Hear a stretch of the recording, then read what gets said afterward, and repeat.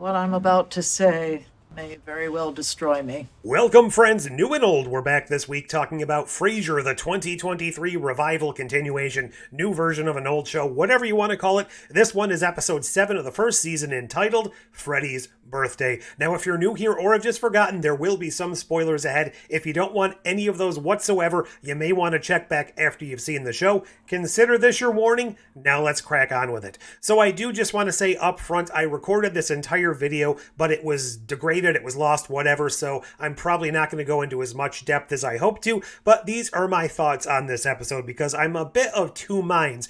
My first thoughts right up front, I liked this episode. However, it wasn't exactly what I was expecting, and let me give a little bit more deep dive into what I mean there. So I did praise the prior two episodes as feeling very much like the classic Frasier, just with a little bit of a new twist with the new characters and new situations, and not quite as, I don't know, homey as the original Frasier felt. This episode was a complete departure. It felt almost nothing like the original Frasier, but this episode did feel like its own thing, and I think that personally, that could be a benefit if they kind of lean into that. So what do I mean by this? Well, whereas the first couple of episodes felt like they were struggling to find their own voice, trying to come up with different scenarios that felt more like How I Met Your Mother maybe, or Big Bang Theory or something like that, while this episode felt almost nothing like classic Frasier outside of a few of those special episodes.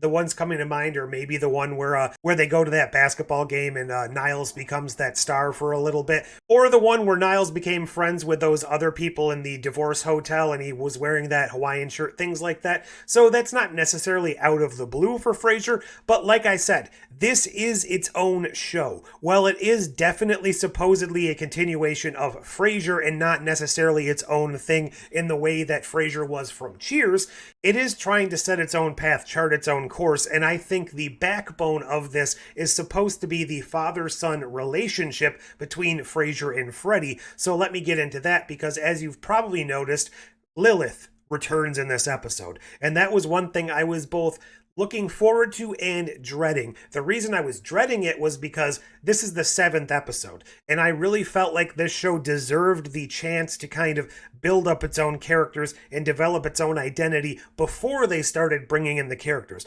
Now, this is Lilith. This isn't necessarily one of the main cast from Frasier. This is somebody that actually makes sense within the world. It is the mother of Freddy, and she's somebody that goes back all the way to some of those early days of Cheers. So, while she is a returning character, she slots back into this universe in a much better way and doesn't really overshadow the other characters.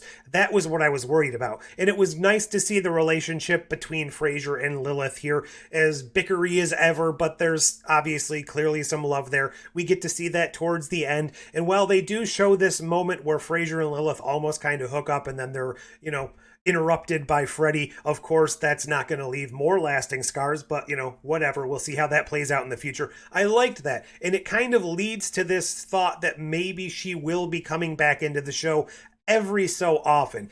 I do hope that however they use her in the future, it's sparingly. It's not an every episode thing. It's not even a 7 out of 10 episodes per season. Maybe it's a once a season return, kind of similar to how she was used or how Freddy was utilized in the original Frasier run. Just bring them in sparingly, but enough for us to know that they're still connected and part of this universe. And I did like the fact that Freddy had been compartmentalizing these two up until now. Now let's get to the Alan of the situation. He is by far my favorite new character from this show. He is the breakout. Every single episode he's had something that really stood out as far as the best part of the episode. However, in this episode specifically, I feel like they tried just a hair too much to make him feel relevant to the backstory of Frasier and Lilith. Now, granted, he is supposed to be this character who knew Frasier before we even met him on Cheers. He was Frasier's best friend. He was actually the best man at the wedding, supposedly. He gave a speech, all of this stuff. I don't mind that.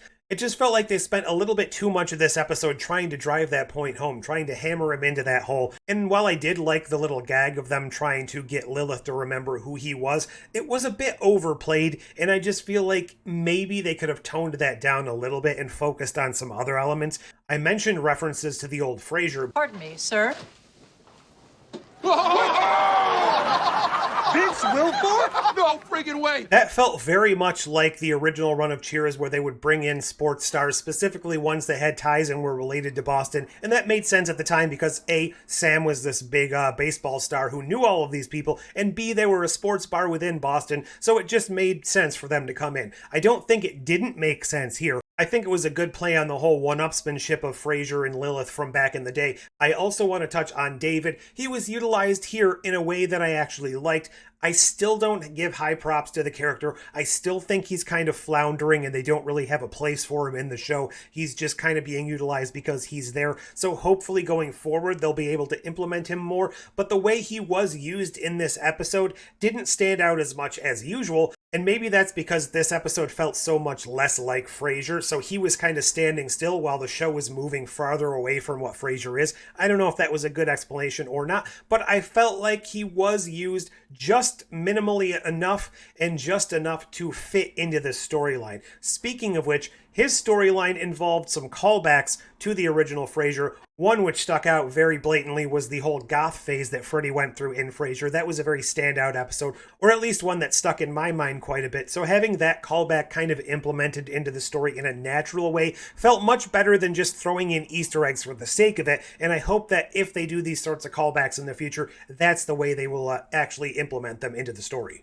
Overall, I really did think this episode was fun, even if it isn't what I was expecting from the show. And going forward, I kind of hope we get some more utilization of things like that that are still fun, but different from the original Frasier. Not to say I don't want them to go back to the well and do episodes like the last two, because those were just pretty great in my opinion. But for the time being, I think this show really does need to develop its own voice. Speaking of which, what's kind of scaring me a little bit is this is episode 7 of what seems to be a 10-episode season. It feels like we're barely getting going. The season is going to end without really having developed its own unique personality yet, and that worries me for the future of the show.